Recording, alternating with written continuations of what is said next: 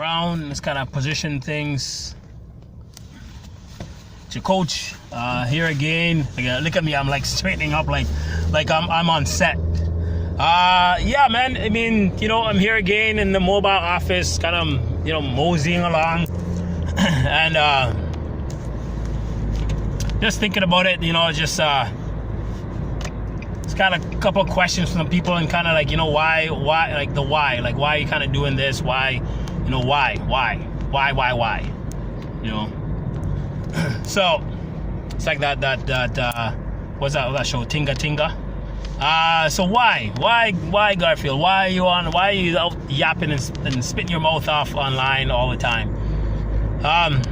So here's kind of where it comes from. Here's why I'm doing this, and here's why we're putting this together. This is kind of like not really the purpose to say, but kind of here's what jump started it. So I took my son to a wrestling practice. It's the Indo-Canadian Wrestling Club. They're the national champions. I coached for them for about almost a decade, actually. Like talented. Amr Desi, NCAA Division 1. He was third last year at the Division 1 national championships. That's a program that he came out of. And so, awesome program. So I took my son there for a workout, right? I kind of want him to get exposed to that. Those guys out there intense. They take it seriously. Like wrestling is, it's not like some little fun everyday thing they do. They have a lot of fun, but it's a serious thing, right? It's a community. It's everything. So anyway, so we're driving back and we're talking about some different things, and we're talking about different programs, and we're going through this is an Indo-Canadian program, and this is so forth. And my son, he's 5, right? He's 5, and he said to me, he calls me Didi. He says, Didi, why not an African wrestling academy? And and it's something that I've kind of thought about, and it was in the works, and it's something for my passion. And I thought, damn, like there's my little guy, and he's like, he's seeing value that he's African, and why don't I do something for the Africans? And I thought, okay, well, you know what, dude's asking for it. I mean, least I could do is bring it to him. But one of the things I wanted to do, more important than that, I really wanted to share, like, I wanted to do it on a bigger stage. Like, I wanted to be able to impact, to be able to take these, all these skills and all these programs that we put together over the last 2 decades, and really impacted the lives of so many people in a lot of communities.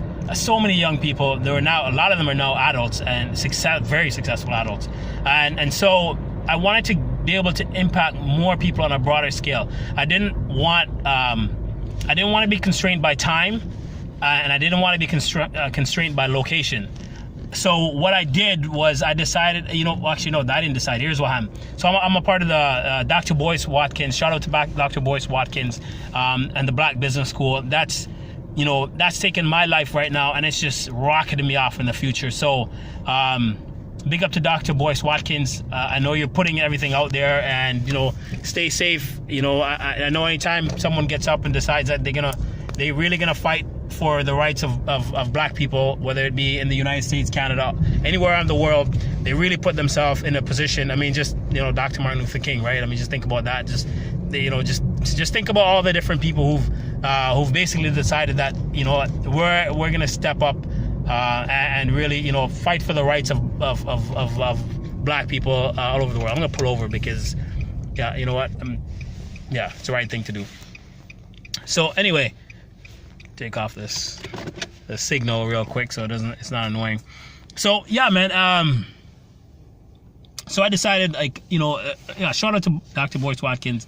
I know my son is like a man. Like, he's he went through your CEO factory program. I think he's got like 2 or 3 certificates. Anyway, yeah, he's sharp, man. Like, you can see like how much sharper that he is. So if you're watching this, that's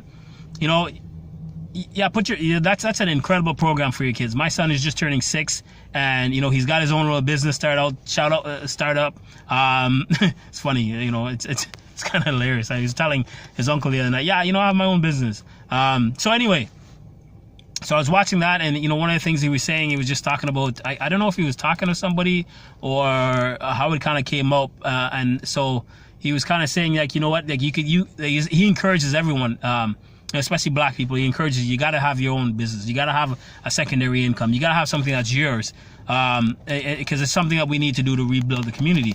And so, you know, one of the things that he was talking to somebody, and he was like, yeah, you know, if you're that good at what you do it yourself. Do it for yourself. Like, if you're really that good, and I guess the person was saying how good they are, and he was like, yeah, if you're really that good, do it for yourself. Because if you're really that good, people are gonna want your service. And I thought to myself, and I'm like, man, Garfield, you're always patting yourself on the back about this and that. And so I was like, you know what? I see what he's doing, like, online. I mean, that makes a lot of sense. Like, you can really reach a lot more people if you took this program online. Like, if you went somewhere where it's like borderless. And so I decided, like, this is what I'm gonna do. I worked in the schools. I've created programs for the last, well, how many decades? Khalsa Club wasn't like the year-to-year program. That was a program. That was a 10-year program that we put together, and it was day-to-day. It was written down, like, it was like a written manuscript of how to build a world-class program. And so I just thought, you know what, I can do this. I've been doing it, you know, as far as like mentoring young men and women to be successful. I've been doing it for X amount of years. My stage just happened to be a wrestling mat. I mean, awesome stage as well too. And it was that was my classroom every night. You know, people used to ask me about, do you go to church? And I'd say, yeah. And they say, which one? And I'd say, I go wrestling. Because every Sunday morning, that was my church for like a decade. Every Sunday morning, more than a decade actually, that was my church. The weekends, during the year, during the season, that was my church, right? That was my church. That's where I went, and and me and God conversed on a day-to-day basis, and God put in my hand I don't want to get like religious or spiritual on you, but put in me the ability to motivate, inspire, uplift, change the lives of countless young men and women. And so I thought to myself, look, let's do this. Based on, the little guy wants me to do a program. Okay, great. So we'll launch the actual Wrestling Academy portion of it. It's going to be a little bit because I kind of want him to do some other things, and it's going to, all three of them. And it's going to take a little bit more of my time. But, you never know. I don't know. If the calling is there, enough people are saying, look, we want you to come in and do this. Okay, fine. Then maybe I'll have to do it. But right now I really want to, an accident almost happened. Not by me. I'm just watching it right now. So I just figured, yeah, you know what? I'll do that. And if it comes out. So I'm starting it this way. I'm announcing to the world that this is the direction I'm going in. And so we're going to take it step by step, however it is. You know what? When I first started with wrestling, I did it for free. I volunteered for free. So, you know what? The blueprint worked. I'm doing it. So I'm throwing out the information out there for free for people to be able to grasp the information and, put it to your if you're an athlete right there, put it to the test. If you're a mom or a dad, and you got a young one that's involved in sports or anything that they want to succeed at, take some of this information and put it to the test. Because you know what, at the end of the day, like coaching is coaching. If you got good coaching, it's coaching. Like I coach basketball. Like, I've had coaches tell me in wrestling, man, you're not a good wrestling coach. I'm like, okay, fine, whatever. Maybe I'm not, but the results kind of speak for themselves. Let the results speak for themselves. You know who you are.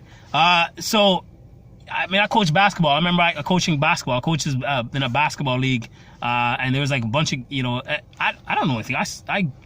I generally suck at basketball. I can dribble the ball. My shooting, I'm like a 1 out of 10 in shooting. And we were very, very successful. We were actually second place in that league. These kids, their skills, like compared to mine, like I knew nothing about basketball, coaching basketball. But I knew how to coach. I knew how to coach. I knew how to study, right? I mean, technically, I didn't. My technical skills suck. But there's a difference between a technician and a coach. There's a huge difference. You got actually, if you're a coach, if you're coaching, you have to understand there's a big difference between a technician and a coach. Yes, it's great if you got if you're a really good coach and a really good technician, incredible. Like, I mean, the principles is really what you want to get down. It's the principles that you really want to understand.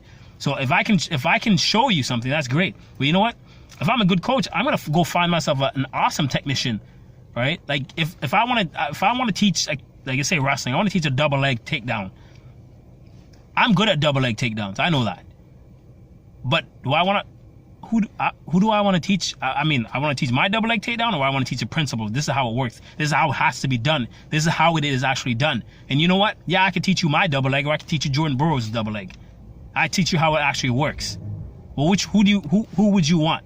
Like the Olympic multi-time world champion, or me?